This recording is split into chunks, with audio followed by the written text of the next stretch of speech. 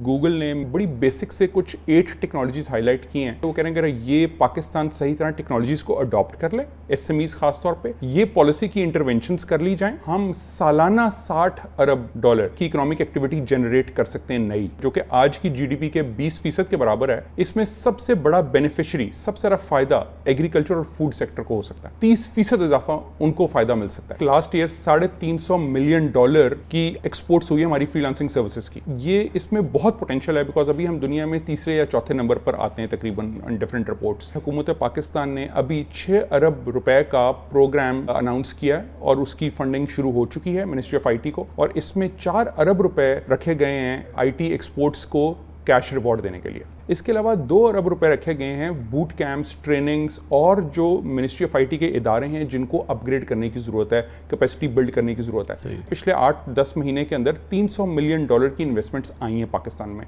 जो कि पिछले 5-7 साल में मिलकर इकट्ठी इतनी नहीं आई थी, और आगे एक्सपेक्टेड है कि ये बिलियंस ऑफ डॉलर्स में जाएंगी। $4 अरब की पिछले 4 क्वार्टर्स में ई कॉमर्स की ट्रांजैक्शंस हुई हैं, और ये अभी सिर्फ पूरी रिटेल का जो दुकानों में चीजें बिकती हैं उसका सिर्फ 1% है। ग्लोबल एवरेज दुनिया में 18 से 20% है। तो इसका मतलब अभी भी 18-20% हमारी और रिटेल ने ऑनलाइन जाना है। तो बहुत ज़्यादा ट्रांसफॉर्मेशन आ रही है। आईटी को बहुत ज़्यादा चीज़ें नहीं चाहिए, बेसिक इंटरनेट कनेक्टिविटी चाहिए, कंप्यूटर चाहिए, और आपको एक जगह अच्छी काम के लिए चाहिए। उसके लिए हुकूमत का एक नया इनिशिएटिव स्पेशल टेक्नोलॉजी जोन भी आ रहा है। हमने पिछले 1-2 साल में जितना काम किया है, तमाम हुकूमती इदारे बहुत सुपर पॉजिटिवली हमारे साथ काम कर रहे हैं। हम उनको पूरी रिकमेंडेशंस दे रहे हैं। तो हमने सिर्फ ई कॉमर्स से रिलेटेड पिछले 1 साल में स्टेट बैंक के साथ मिलकर कम से कम 3 उनकी रेगुलेशंस अपडेट की हैं। इसी तरह हमने क्रॉस बॉर्डर ई कॉमर्स के लिए भी एक और रेगुलेशन किया।